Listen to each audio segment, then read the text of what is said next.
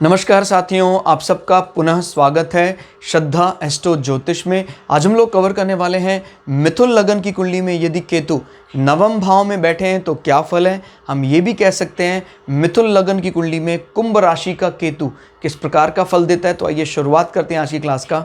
लग्न से गिनेंगे anti clockwise तो ये आएगा नौवां भाव, नवम भाव। नवम भाव बात करता हमारे जीवन में हमारी धार्मिक प्रतिष्ठा, धार्मिक इमेज, हमारा भाग्य को लेकर रवैया, पिता, गुरु, हमारे घर के बुजुर्गों के प्रति हमारा स्वभाव, ये सब चीज़ हम नवम भाव से देखते हैं। फिलहाल यहाँ पर कुंभ राशि पड़ रही है जो शनि की पोलाइट राशि कही जाती है और शनि की मूल त्रिकोण राशि भी यही मानी जाती है। शनि का जो ये स्वरूप है श्रम और रोजगार मंत्रालय, याद रखिएगा नौकरी पेशा लोगों की कुंडली में शनि अच्छी स्थिति में होना चाहिए। और जो नौकरशाह यानी ऊंचे पदों पर विराजमान है उनकी कुंडली में सूर्य का बली होना भी बहुत ज़रूरी है। तो अभी यहाँ पर 9th हाउस का स्वामी शनि है।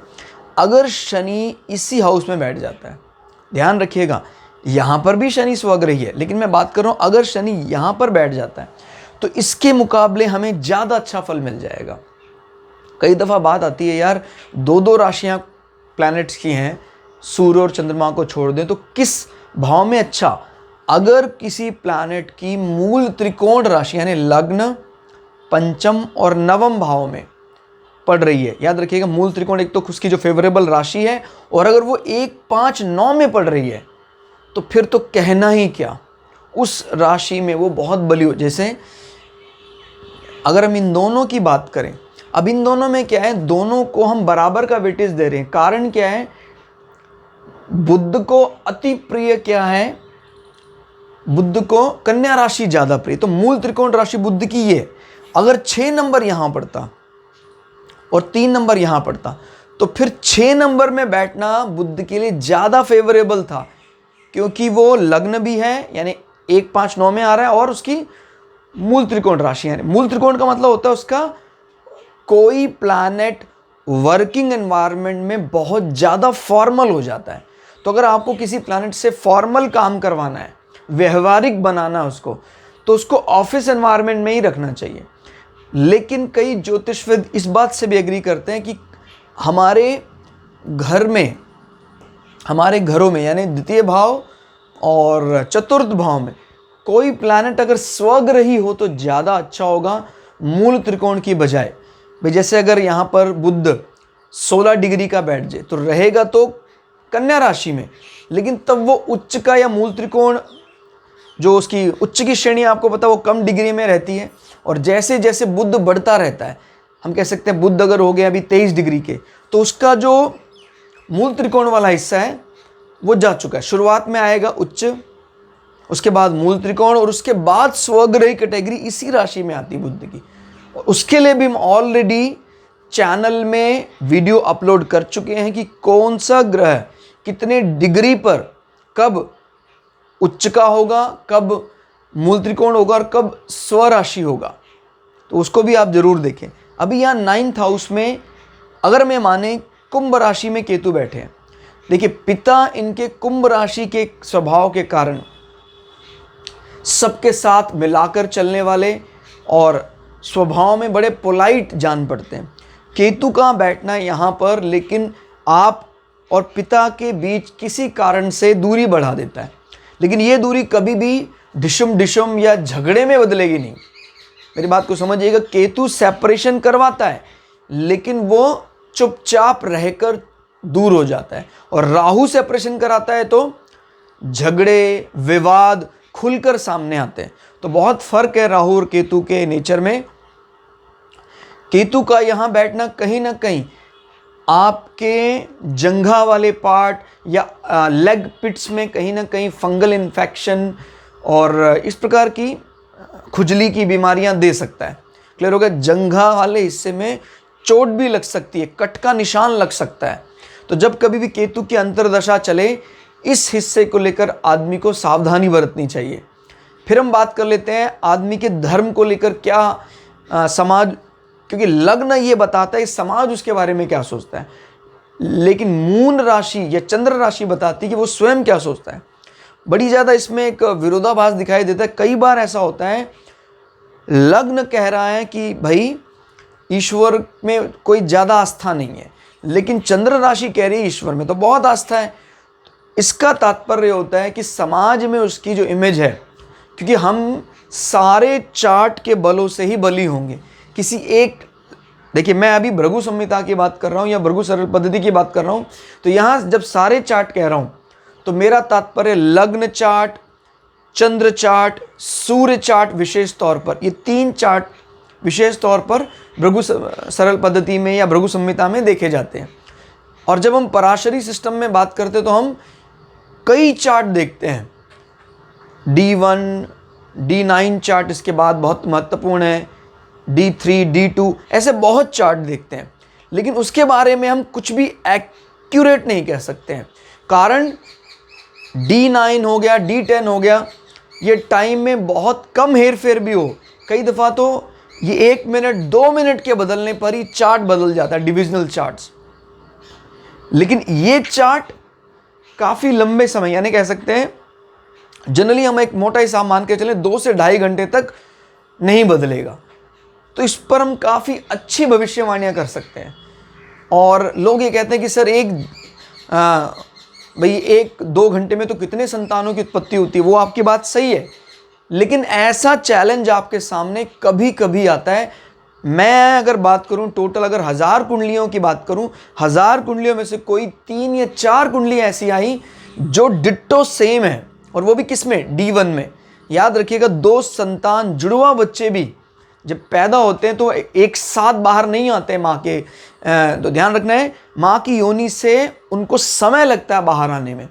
तो अगर उनके बीच में 2 मिनट का भी गैप है तो उनका डिविजनल चार्ट बदल जाएगा। तो ऐसा उदाहरण भी हमारे पास है जहां पर एग्जैक्टली सेम लग्न होने के बाद भी एक व्यक्ति का पढ़ने पढ़ाने में बहुत ज़्यादा इंटरेस्ट, रुचि है, और एक व्यक्ति की पढ़ने पढ़ाने में ज़्यादा रुचि नहीं है।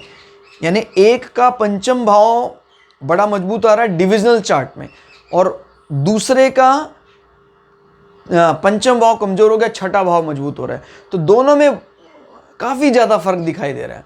तो इस अंतर को आपको भांपना है कि जब भी हम भृगु सरल पद्धति की बात करेंगे उस समय हम दूसरे डिविजनल चार्ट नहीं देख रहे हैं, हम उसमें सिर्फ लग्न कुंडली देखें, चंद्र कुंडली देखें, और हम सूर्य कुंडली भी देख सकते हैं। लेकिन सूर्य कुंडली बात करता है आत्म तत्व की, ओवरऑल प्राप्तियां, और उससे हम मन का सही अंदाज़ा अनुमान नहीं लगा सकते हैं। लेकिन अगर आप खुद क्या सोचते हैं संसार के बारे में, आपकी खुद की थॉट क्या है, वो चंद्र कुंडली से देखा जाता। तो मैं बता रहा था नवम भाव यहाँ से ज़्यादा अच्छा नहीं दिखा रहा है, सोसाइटी में तो वही इमेज रहेगी, लेकिन आप उसके विषय में क्या सोचते हैं वो चंद्र कुंडली से देख सकते हैं। अभी जैसे यहाँ हमने देखा कि भाई ज़्यादा अच्छा फल नहीं आ रहा, तो किस प्रकार का धर्म को लेकर रुझान सोसाइटी प्रिडिक्ट कर सकती है। समाज सोचेगा कि ये व्यक्ति अपने बुजुर्गों, रीति रिवाजों और पिता के लिए कोई खासा रिगार्ड नहीं रखता है, ध्यान रखिएगा, लेकिन कोई खुलकर विरोध भी नहीं करता है। क्लियर हो गया। कुंभ राशि में राहु को अच्छा माना जाता है, केतु अकेला बैठा ज़्यादा अच्छा फल नहीं देता है, तो उस प्रकार की इमेज दिखा। अगर शनि भी कमज़ोर है, निश्चित रूप से आपको लोग धर्म को ना मानने वाला मानेंगे, अपने धर्म को ना मानने वाला। क्लियर हो गया। आदमी की धार्मिक प्रतिष्ठा दांव पर लग जाती है, और अगर शनि बेहद कमज़ोर है, इस कंडीशन में कहीं ना कहीं आप पर कोई आरोप भी लग सकता है कि गुप्त रूप से ये व्यक्ति किसी गलत कार्य में भी रत रहता है, इस प्रकार का आरोप लगता है। केतु हमेशा जो भी आप पर आरोप लगवाएगा, आपसे बुरा कार्य करवाएगा, उसमें ये वाला पार्ट जरूर ऐड करना है, छुपकर गुप्त रूप से, ये कहीं ना कहीं रहता है। या ऐसी बीमारियां जिनका इलाज नहीं है या जल्दी पहचानी नहीं जा सकती हैं, क्लियर हो गया, उस प्रकार का रूप ध्यान रखना है, तब आप सटीक भविष्यवाणियां कर पाएंगे। यानी एक प्रकार से कह सकते हैं नवम भाव में बैठकर नवम भाव को कमज़ोर करेगा। और नवम भाव हमारी धार्मिक यात्राओं का भी है, तो धार्मिक यात्राओं खुद आपको लीड नहीं करनी चाहिए। आप धार्मिक यात्रा कर सकते हैं, लेकिन उस यात्रा का एक सब पार्ट बनकर आपको कोई और लेकर जाए तो फ़ायदा होगा। अगर आप खुद से लीड करते हैं, खुद से सब कुछ रिजर्व करते हैं, बुकिंग करते हैं, तो आपको उस यात्रा में गुप्त शत्रु परेशान कर सकते हैं, कुछ सामान चोरी हो सकता है, इस प्रकार की प्रतिष्ठा दांव पर लग सकती है। तो इसका खासा ध्यान रखना है।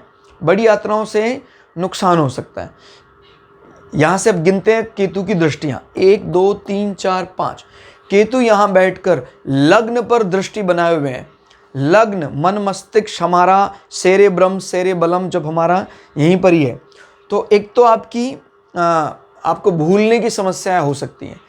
कोई कार्य आप विचार करते हैं, भूल जाते हैं, ये भूलने की समस्या होती है। केतु का प्रथम भाव में कमज़ोर दृष्टि डालना या प्रथम भाव को कमज़ोर करने के कारण आदमी याददाश्त कमज़ोर हो सकती है।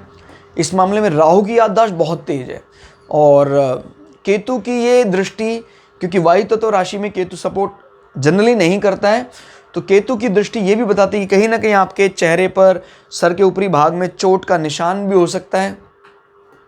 क्लियर हो गया? प्रथम भाव में आपको कहीं ना कहीं कोई गुप्त शत्रु, इस प्रकार की कोई बात परेशान करती रहती है। क्लियर हो गया? तो परेशानी का सबब, लेकिन ये परेशानियां आप दूसरों से ज़्यादा शेयर भी नहीं कर सकते हैं, क्योंकि केतु की परेशानियां, मैंने बोला ना, ज़्यादा चुप रहने वाली, गुप्त रहने वाली परेशानियां केतु देता है। क्लियर हो गया? 5 6 7, 7वीं दृष्टि को काउंट नहीं करना है। 8 9, 9वीं दृष्टि से केतु आपके पंचम भाव विद्या स्थान को देख रहा है।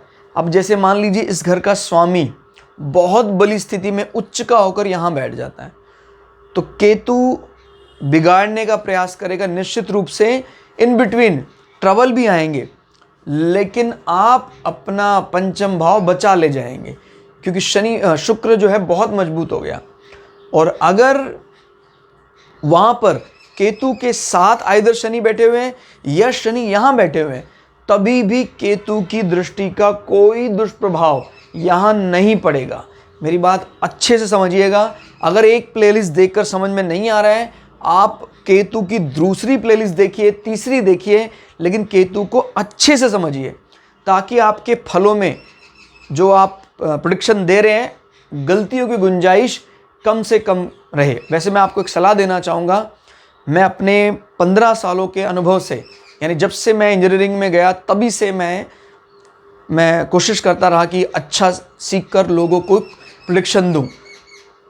प्रेडिक्शन सीखने का सबसे सरल उपाय है कि आप आज से ही गलतियां करना शुरू करें, और अगर आप प्रेडिक्शन चालू कर देते हैं तो यकीन मानिए, आज अगर आपकी प्रेडिक्शन में एक्यूरेसी आ रही है 30% की, 40% की, आप बिंदुओं को कनेक्ट करने लग जाएंगे, तो अगले 2 साल 3 साल में ये एक्यूरेसी 30 की 35 नहीं होगी, ये 30 की डबल हो जाएगी, 60। 4 सालों में ये 80%, 90% एक्यूरेसी आ जाएगी आपकी भविष्यवाणियों में। क्लियर हो गया? और जितना ज़्यादा अध्ययन करेंगे 100% एक्यूरेसी आ जाएगी। तो ध्यान रखिएगा, यही सबसे सरल तरीका है। लेकिन क्योंकि अभी हम कम जानते हैं, तो मैं आपको एक टेंशन से बचने का तरीका बता रहा हूँ। कोशिश करें, जब व्यक्ति कम जानता है तो अपने परिवार के लोगों की प्रेडिक्शन ना करे तो ज़्यादा अच्छा है। क्लियर हो गया? क्योंकि फिर आपके परिवार वालों को अनावश्यक टेंशन होने लग जाएगी। आप दूर के लोगों को ये बात कह दें कि मैं अभी लर्निंग फेज में हूँ, और मैं आपको जो भी बातें बताऊँगा इनको आपको पुनर्विचार करने की आवश्यकता होगी। क्लियर हो गया? तो और जैसे जैसे आप समय ज़्यादा देने लग जाएंगे, फिर आपकी एक्यूरेसी बढ़ जाएगी। क्लियर? तो ये सबसे सरल तरीका है, गलतियां करें और गलतियों से सीखें। तो केतु का फल अकेला बैठा वहाँ है, यहाँ भी कोई ग्रह इसका सपोर्टिव नहीं बैठा है, निश्चित रूप से वायु तत्व राशियों के हिसाब से अच्छा नहीं होगा। आपको अपनी पढ़ाई के दौरान बड़ी ज़्यादा सीट चेंज कराना, कॉलेज चेंज कराना, कौन सी ब्रांच में एडमिशन लेना, इस विषय को लेकर काफ़ी तकलीफ रही। और केतु की दृष्टि ये भी बताती है कि कहीं ना कहीं आप कि संतान को लेकर भी आइदर अनिच्छा हो सकती है। कई बार आदमी इस स्थिति में अगर शुक्र भी बहुत कमज़ोर हो, संतान की चाह ही छोड़ देता है कि मुझे संतान नहीं चाहिए। हालांकि दृष्टि का प्रभाव कम पड़ता है, सेटिंग का प्रभाव ज़्यादा पड़ता है। जैसे केतु यहाँ बैठे हो स्वयं, तो कई दफ़ा, और शुक्र भी कमज़ोर हो, तो कई दफ़ा इंसान चाहता ही नहीं कि मेरी संतानें हों, क्योंकि उन चीज़ों से आदमी को निर्लिप्त कर देता है, उदासीन कर देता है। कोई भी लॉटरी, सट्टा, इस प्रकार की कोई भी चीज़ चल रही है, उसमें आपको पैसा नहीं फंसाना चाहिए, निश्चित रूप से आपका पैसा डूब जाएगा। क्लियर हो गया? तो ये था केतु का नवम भाव में फल। क्लास आपको कैसी लगी कमेंट करके जरूर बताइएगा। मिलते हैं अगली क्लास में, तब तक के लिए जय श्री भगु पराशरा, जय श्री शुक्राचार्य, नमस्कार।